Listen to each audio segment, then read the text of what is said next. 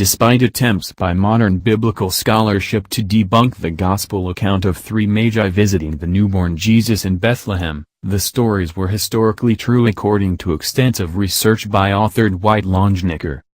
In his new book, Mystery of the Magi, The Quest to Identify the Three Wise Men, Longenecker, a scholar and Catholic priest, states that an impartial study of the relevant data shows beyond reasonable doubt that the Magi of Matthew's Gospel were historical figures.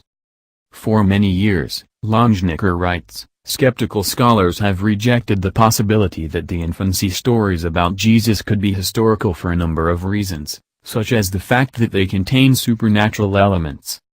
The first problem with this is that the skeptic simply assumes supernatural experiences are impossible. Therefore any story that contains supernatural elements must be a fanciful invention, he notes. In the early 20th century, Bible scholars began to write off the stories of Jesus' birth, especially the story of the wise men, as pious fantasies, he continues.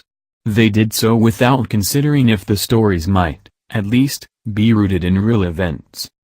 Because of this prejudice, most scholars never did the necessary research to sift out the historical element buried beneath levels of legend, he says. Moreover, the idea that there might be a historical basis to the Magi story became an academic no-go zone, Longenecker says. When one's academic reputation might be at stake, the motivation to challenge the academic dogma and entertain the possibility of a historical basis to the Magi story becomes even more remote. As one biblical scholar noted, if you want a career in New Testament scholarship, that's somewhere you just don't go.